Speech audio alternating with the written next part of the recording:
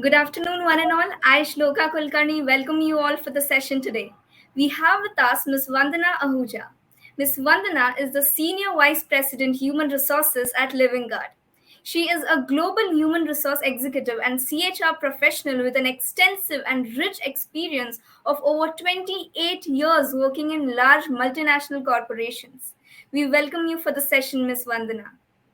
Thank you so much, Shloka, and wonderful to have you and meet this wonderful audience that we have been interacting with over the past few days. So I'm looking forward to this session and hope to leave behind some thoughts for the audiences and the HR leaders on this call to ponder and reflect on. So shall we get the presentation up, Shloka? Yes, ma'am, I'll do that. Okay, so while that slide comes up, hello everyone. It is absolutely my pleasure and an honor to be at this NHRDN conference and amongst you all some of the best HR minds, and very pleased to share insights that are derived from my research thesis with this audience. Interestingly, the topic of my research, childhood resilience and change management, couldn't come at a better time when we at this conference have been talking about change to be one of the mega trends as we see going forward. So, without much ado, let's dive in into change and childhood resilience. This topic is of particular importance for me because of my close working in change scenarios as an HR leader, which I'm sure many of you have done as well. And that intrigued me on the journey of effective change leaders. So, this research study, which is childhood resilience and change management through a psychodynamic lens, was aimed at exploring how childhood resilience experiences of leaders had shaped and transformed them to be effective change catalysts. And in doing so, how their resilient qualities had become antidotes to some upheavals that are caused by change. With that said, psychodynamics, as you would know, is a broad subject that dives into the motivations, the underlying forces that incur and cause human behavior. And that is the framework that was used for my study. Next slide, please, Shloka. Now, this topic and why it is relevant, we just talked about it, but it is known to us that change is an inevitable reality of the business landscape. Business enterprises have to continuously adapt, evolve to stay relevant, grow, and be in a flourishing mode. Now, while change is inevitable and unescapable, all of us know and appreciate that change is not a simple process, and neither is it a comfortable one, simply because change is destabilizing at many levels in an organization. And change in organizations comes in very many different forms. Therefore, there is no unanimous guideline that is available to leaders on how to manage change successfully. That leaves us with a thought that change is indeed difficult to manage, a hard task, and therefore no surprise that many change scenarios and situations that organizations take are not successful change endeavors. Yet, not to forget that organizations have an expectation of leaders to drive and deliver change successfully, mandate after mandate. Next slide. Now, how does change work? It's interesting to know that change operates at two levels. What you see is the external situation caused by change. But more importantly, what you feel and undergo is the psychological reorientation that happens inside us as we adapt to an external change. And this transition is slower than what the external change process is. Next slide. With that said, the expectation of change to be led by leaders to embed it successfully, and leaders are parallelly having to go through an reorientation can cause anxiety and obstacles of many kinds. And I'm sure most of us may have experienced those in our change endeavors. Adding to that is anxiety and resistance that comes from within the organization as a natural consequence of change. Yet, leaders who are at the helm of driving this change have to create a collective positive mindset for the larger organization.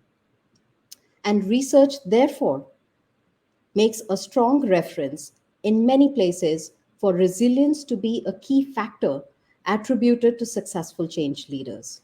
Leaders who have the ability to endure, positively impact, and thrive in a demanding situation from time to time. Now, that excited and evoked my interest in examining the intrinsic persona, the internal theaters of such change management leaders. What impels them from within to do the change mandate time and continuously? And in doing so, examining how they had built their resilience, triggered by life experiences that dated back to their childhood, and then took its own journey to where they are in their present life. So, what my research did, next slide, my research touched upon an area that has not been researched sufficiently. Now, you may be surprised that while people are at the heart of change, most research on the change management subject and process is focused on macro levels, system, or processes. And studying change as a concept that is led by change drivers and individuals is rather insufficient. So that's the piece that I wish to address through my research study, examining lived experiences of change leaders through their journey from their childhood to their present. And with this, I hoped to shift the spotlight of the change management process to the human capital aspect that all of us as HR deal with. Also, bringing forth some sterling, inspiring stories of resilient journeys of these change leaders that created them to be self reliant individuals with a capacity and a high tolerance of change that eventually helped them to function at a superior level, though they were faced by disruptions of change. Next slide. So, before we go into what the research study was and what emerged from it, let's just pause to look at the psychology and the makeup of resilience. Now, there were a lot of theories and concepts that provided perspectives and guided the insights that I drew from this research, but most importantly, the clinical paradigm and the meta theory of resilience formed two fundamental anchors to my research. So let's look at what the clinical paradigm is. This is essentially a phenomena that has premises suggesting that every human behavior, whether rational or irrational, has a particular reason behind it. The next is that whatever be our behavioral triggers, they come from the unconscious, which are derived from our infantile life. And our past experiences make us who we are, which means there is a continuity of behavior from an individual's childhood into their adult life. So next, let's talk about the meta theory of resilience. This is one of the most robust theories that is being prescribed, delving into the development of resilience. And what this theory does is it describes the phases individuals go through in response to disruptions that are caused by adversities or stressors that they are faced with. Now, in this theory, the process of cultivating resilience is triggered when an individual's homeostatic state or state of equilibrium, be it physical or mental, is disrupted by stressors or adversities, and the individual acquires resilient characteristics and traits by coping and adapting positively to the stress situation, and in doing so returns to a higher homeostatic state to be able to be resilient. That is really the point of the initiation of an individual's resilience by returning to a higher homeostatic state. So, two takeaways that the meta theory leaves for us is firstly, resilience is not innate. Resilience comes through a dynamic process of interaction between the person and the environment and the situations that confront them over a period of time. I'll move next to the research methodology to share the background of what formed this study. Thank you. So, like any study, there was a pool of sampling. There was data collection, which was anchored on two key methodologies through IPA, which involves personal one on one interactions and interviews with the participants, and two levels of interpretations. The first level that comes from the participant themselves, and the second is the interpretation of the interviewer when they gather the inputs from the participant. Interestingly, I augmented this with the socioanalytic approach as well, using imagery or drawing to be able to tap into the unconscious because some of the most fundamental important things arise from the unconscious and can be left unsaid if we just focus our energies on verbal narratives. So, drawing was a key component that I used in my research study. The sample included C suites from MNCs that had been primary drivers of large scale organizational change interventions. Through the course of their career, that was over a decade plus of managing large scale organizational change, they had seen change from both sides as a team member and also driving as a leader to build that change. They represented diverse industries from manufacturing to medtech to the banking sector, to name just a few. Care was taken also to ensure specific gender representation, to be able to tap in specific perspectives that came or might arise from a gender standpoint. And finally, there was also a nationality representation being unique, not to miss any local cultural nuances that were coming through and had shaped heavily an individual's childhood resilience and its journey. What you see at the end of the slide is really some of those diverse change scenarios that the sample was involved in. And that was again purposely done to be able to get deeper insights, irrespective of what was the change scenario that a person led with. Next slide. So, through a systematic analysis and a repeated review of the interpretation that stemmed from the narratives of the participants, there were some key emergent themes that stood out. And I'm very happy to share some of these here on this forum today. The first theme that was common was that for all the interviewees, the seeds of their resilience were planted way back in their early childhood life. They came from families that were closely knit, and those families molded their early perspectives about themselves versus the world around them. By that, what I mean is they were the interviewers were aware of the family scenarios that they came from.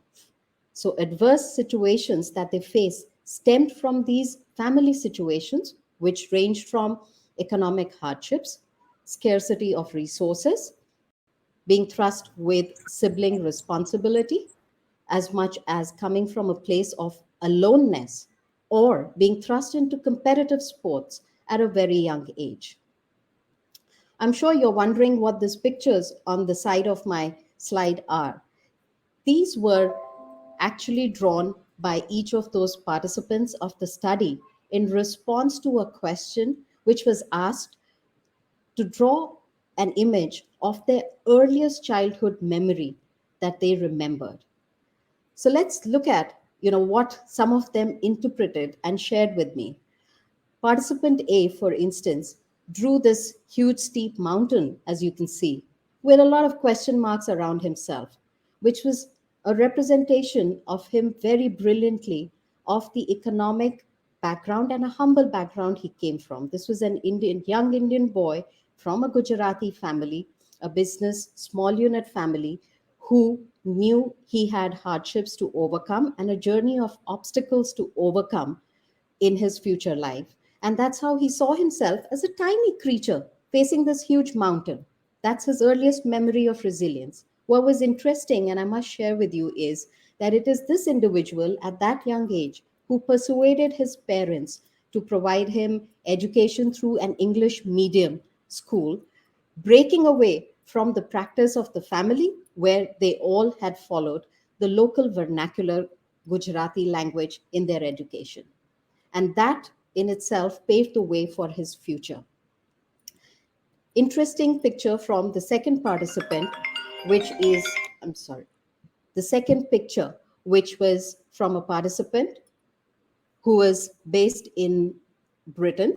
And she put this picture up sharing her earliest memory sitting on a kitchen counter being hurt at the age of 5, and she refused to cry. So, in the course of our interaction, what emerged is she did this because she wanted to be in a space of being one among equals. She was the only girl child in a big family that was surrounded by brothers and cousin brothers. And that's where her resilience journey began.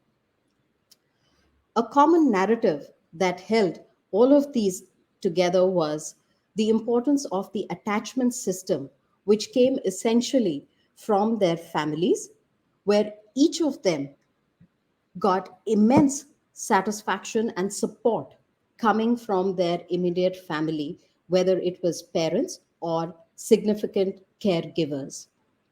That instilled the initiation or the origins of resilience in them, where they acquired resilient qualities of self belief, courage, and positivity.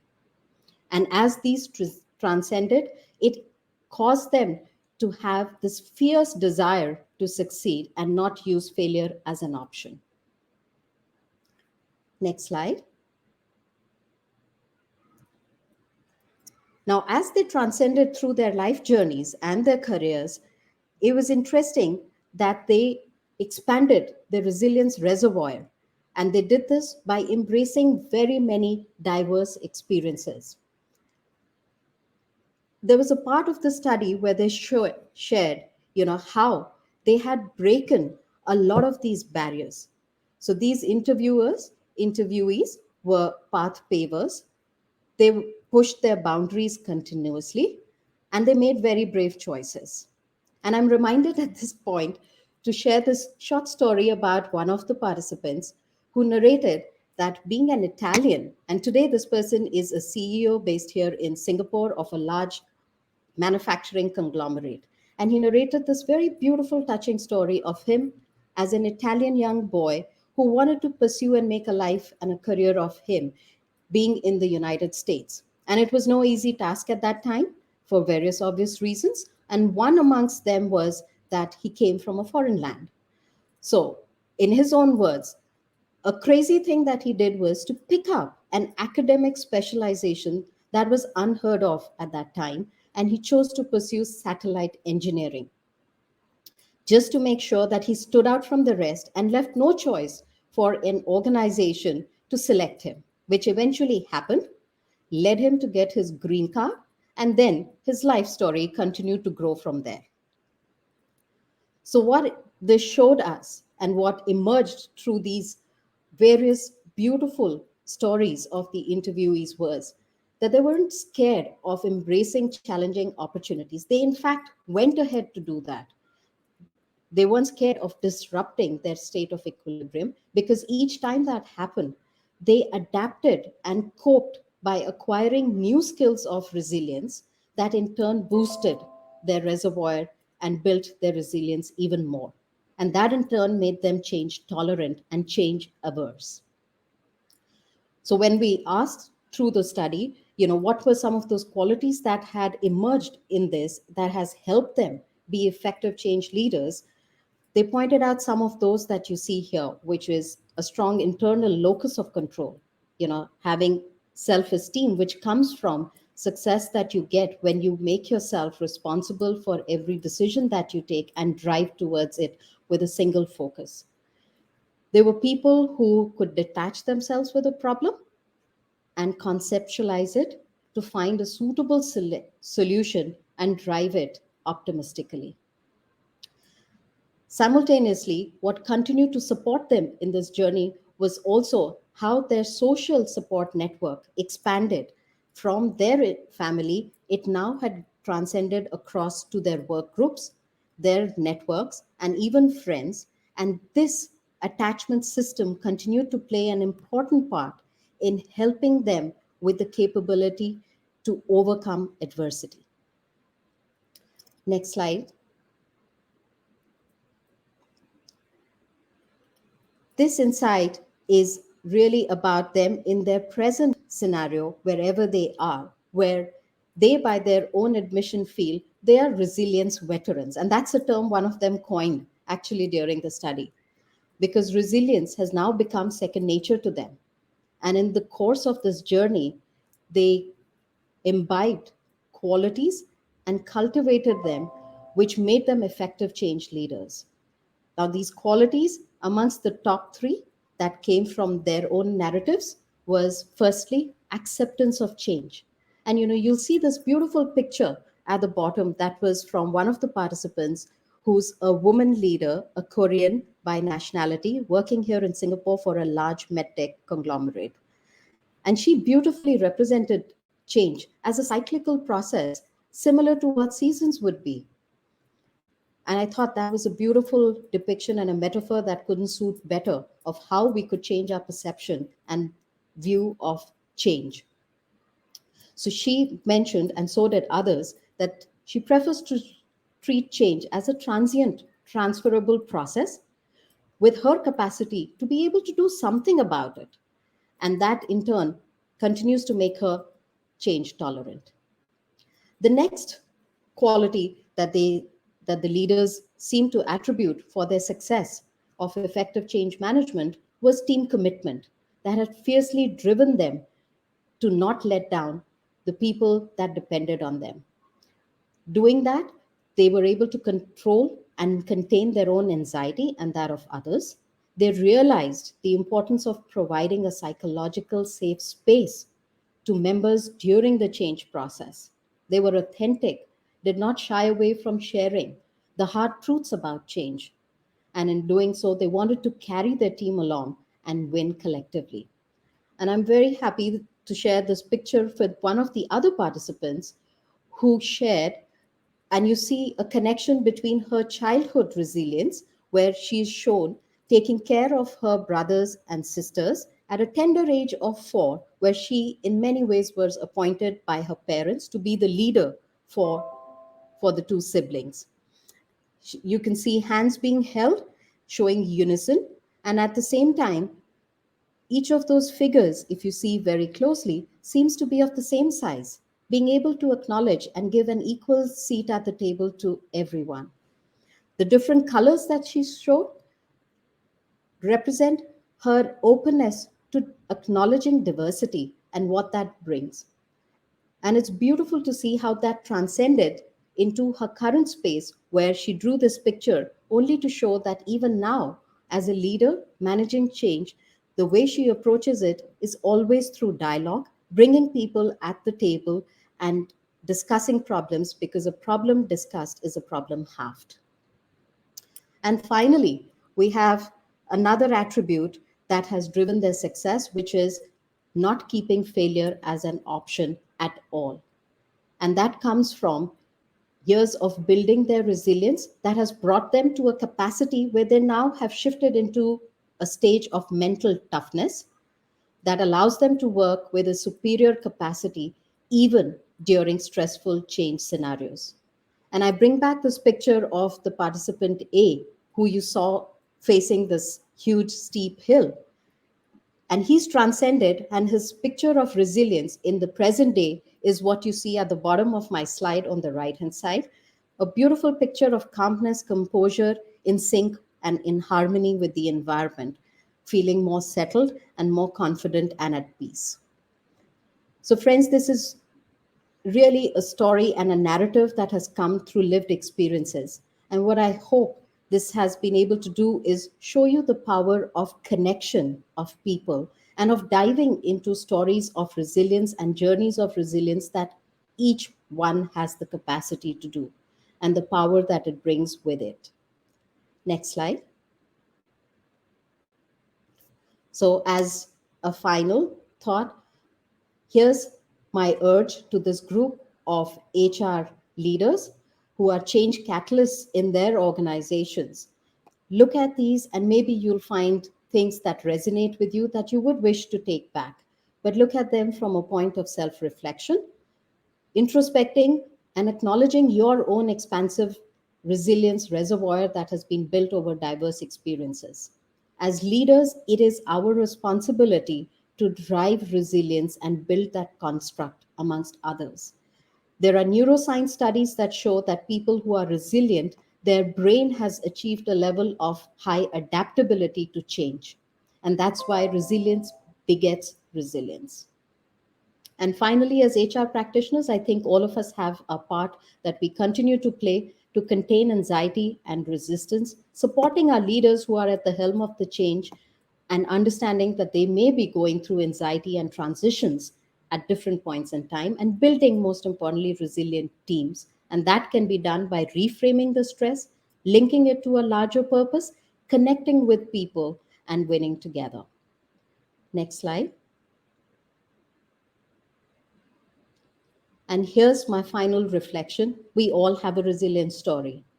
Mine came from my childhood, which was laden with a lot of frequent movements, and the challenges that came along with it were the birthplace of my resilience. They taught me never to give up. Look at it and think about you do have a special resilience journey. And I reach out and encourage each of you to look at it for yourselves and for your larger teams. And with that, I close my presentation and my research, which is dedicated to all the change leaders I worked with and all of the change leaders out there, including those on this platform who have the courage to drive change and its challenges despite our inner strifes, still willing to make that bold and brave step. Thank you. So, if Shloka, we have questions, I'm happy to answer. Is there anyone? I think we have some questions to say. Is resilience something that can be developed, cultivated for adults? Well, as studies and research have shown, I think what I shared with you is resilience can certainly be built. It's not an innate quality. With increased diverse experiences, resilience adds on and builds by itself, as long as you adapt positively and cope with the stressful or adverse environment.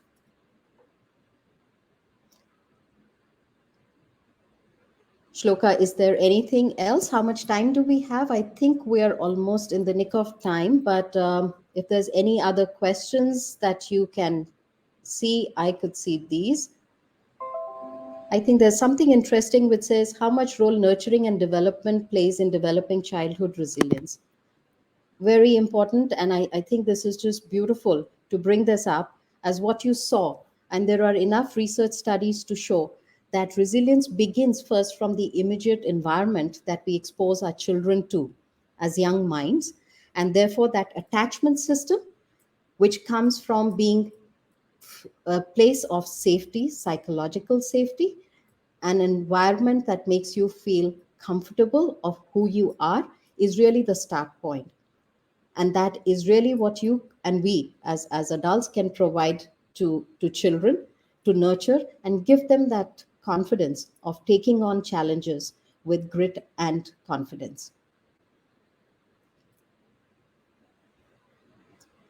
Do we have time for more questions, Shloka? I don't think so, ma'am. I think it's already 3:50. It's 4. I think we can Oh, conclude. okay. I think there's something that someone said, what's your final take from your research? Well, my final take from my research, this is interesting, this is asked, is that this is a very important area, and I think it needs more introspection to appreciate the human side of resilience in organizations. And at my own end, I'm planning to take this to the next level using further techniques of honing in and looking at resilience that transcends at different age levels. So that's probably going to be my next step in this journey. Thank you, Miss Vandana. I mean, the session and the entire presentation was entirely very valuable and beautiful, I must say. Thank you so much for your time and being here and sharing your inputs with us, Miss Vandana. Thank you so much. My pleasure, and thank you so much for joining. Thank you, Shloka, for your support. Thank you. Thank you, audience. Tune in for the next session.